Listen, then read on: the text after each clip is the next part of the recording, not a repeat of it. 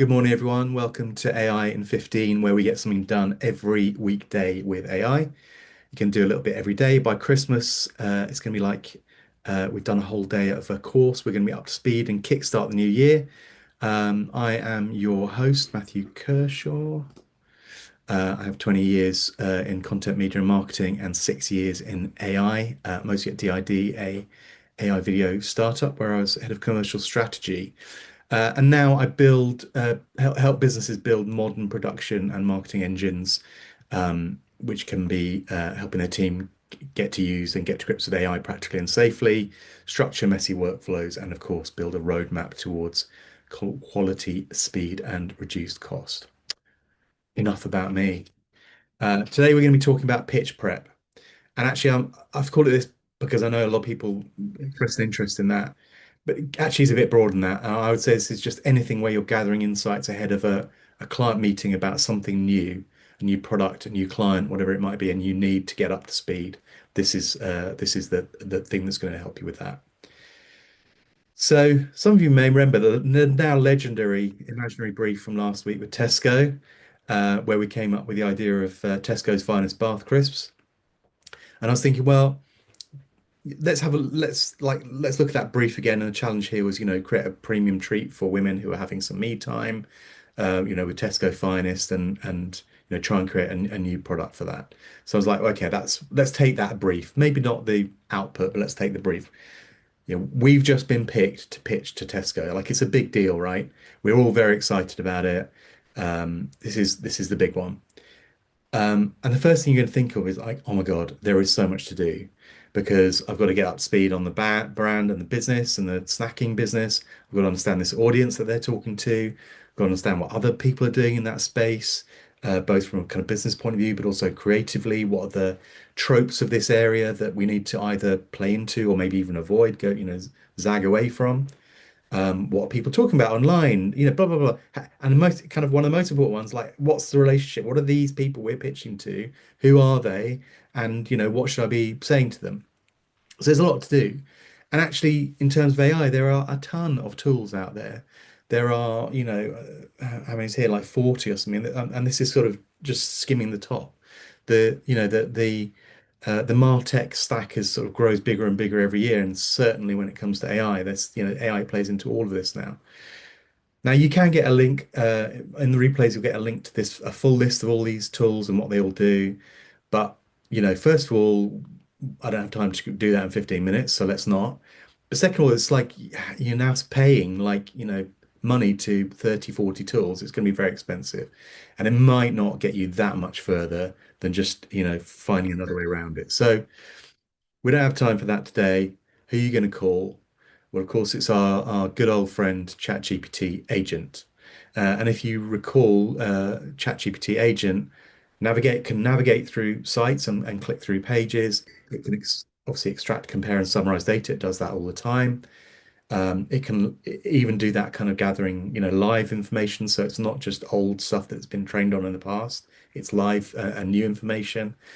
And it'll do it across multiple steps. It'll do one thing, right, I've done that bit, now do the next bit, now do the next bit. So super useful tool for doing this stuff. And it works like a small assistant. It's like a junior planner maybe that you send off to gather the basic information and do that end to end. So I wrote a mega prompt. You don't need to read this now. We're not going to go through this exact prompt now. Again, this will be available in the replay. But what I do want to do, I will walk through in a little bit of detail, is how I got to this prompt. And this is a bit of a theme that we're coming up against time and time again. Don't write these big prompts yourself. Get ChatGPT to write the prompt. So how did I get ChatGPT to write this prompt? Well, it's sort of relatively simple, actually, simpler than it even looks. So I said I'd go to the situation where we're pitching to Tesco. So I need a prompt for a ChatGPT agent that will collect the information, listed below. And then I basically pasted in the brief. We already had the brief, so I just pasted the brief in, the audience and the goal, and what they're asking for and all that stuff. And those six boxes that I showed you at the beginning, all the things you need to get done, well, I just put them in. Here's the information we need. It's about the brand and the audience and the competitive landscape, blah, blah, blah, blah, blah. And then a couple of ones at the end. So I want it also to kind of help start thinking about, summarizing and shaping that deck and, summarizing and maybe come out with some routes for us. And also I wanted it to just find, you get a lot of these reports and they're full of obvious stuff. I was like, can you just pull out the stuff that's not obvious as maybe counterintuitive? And then I told it who the clients were. Again, these are real people, but obviously it's made up. We're not pitching to them for real. Um, and that's how we got to that mega prompt, right? So you're asking me the question, Matthew, did it work? Well, this is just a bit of fun. So if you've never done this before, it is fascinating to just sit there as it's kind of opening articles and running through stuff and, seeing what it's doing. And it's sort of fascinating. It's a bit like watching other people at work. It's like watching workmen out of your window, digging a hole in the street. It's just something fascinating about it. Um, and it came back with a 13-page in-depth report. It had read 45 web pages from 16 different sources. And again, I'll give the full report in the replay. I would love anyone who's had experience in this space of snacking to take a look at it and see, is it any good? Um, but what it did do, I did pull out was some of the insights, and let's run through some of those. So it pulled out um, that Finest actually comes from people trading down from restaurant eating. So instead of dining out, you're making do with Tesco Finest. So it's not about trading up within grocery. That's I thought was really interesting. Shoppers pay more for crisps when the product tells a craft and provenance story. I think probably knew that. Snacking is an emotional self-care ritual, not a hunger fix. So it's a kind of, I'm going to have a little treat. I feel like I deserve it. That's an interesting angle for to get going on the creative. Women feel they must justify even very small self-treats. So obviously we need to give license to women to be able to do that. I thought this was interesting. Maybe we can talk about this if we get time at the end, but like uh, as a woman, is that an obvious thing? You knew that anyway, and or is it not obvious? And men in the room, likewise, do you know that, or do you not know that? So, kind of interesting whether it's obvious or not. Quick Um, question, Matthew. Sorry, yeah, from Paul Thomas. Does it yeah, have to be an agent, or can it just be a chat GPT chat window where you start with "You're an amazing pitch researcher"?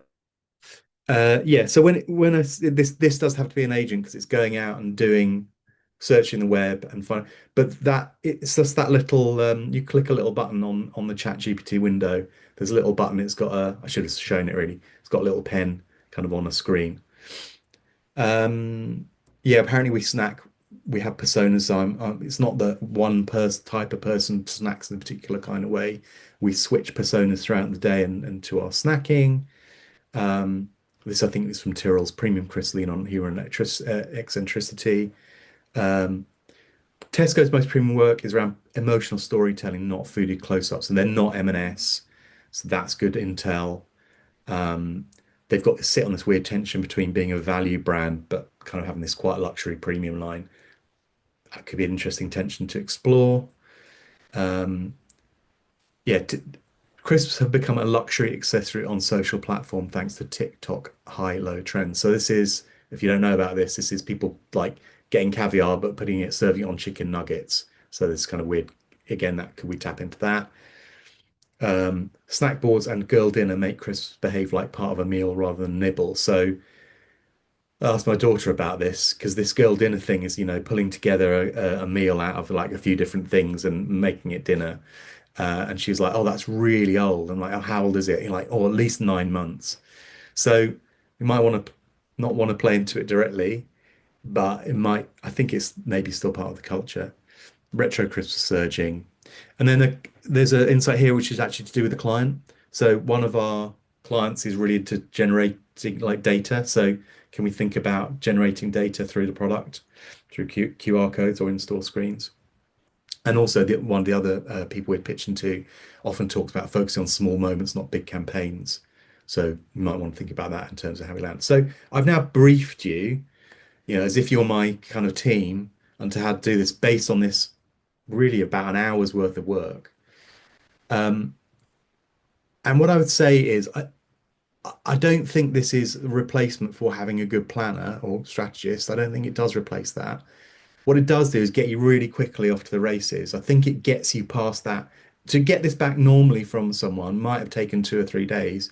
You've got it back in a couple of hours. You're now able to start doing the real heavy lifting of getting in, diving into this quicker and better educated. And certainly you could walk into a chemistry session or that initial meeting and be pretty up to speed with the sector and be very impressive. And there's an agency we work with in New York, and we've been working. It's one of the things we've been doing with them. And they went to a recent meeting, and their client, a very, very big, iconic shoe brand, said, "This is the quickest any agency has ever got up to speed on our, who we are and what we're about." So it really does work. And I would say it's not, I've been focused on as if it was an agency.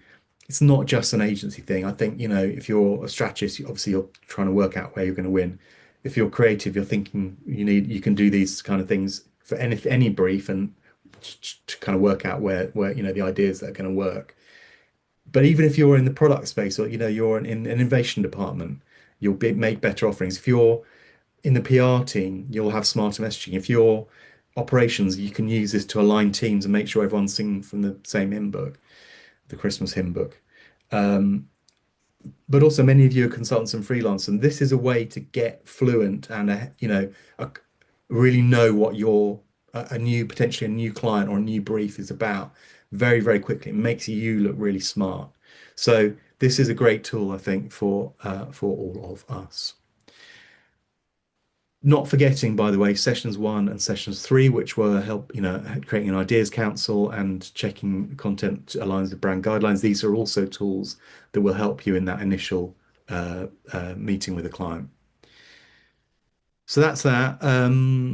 I'm just thinking we've got a couple of minutes. If anyone's got any questions or thought or if anything's come up.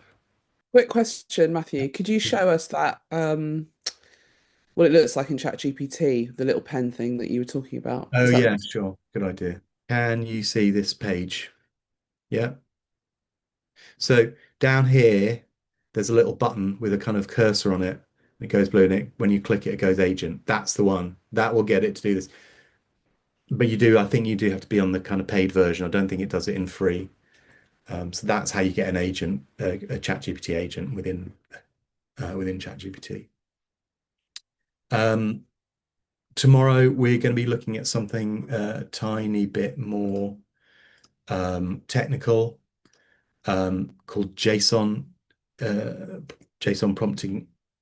We had Matt last week talking about how he likes to have happy accents come up while he's using the tech. This is for the times when you don't want happy accents and you really want to tightly control the output you're getting. Don't be scared, because you don't need to understand the technical coding, because as usual, ChatGPT will understand that for you.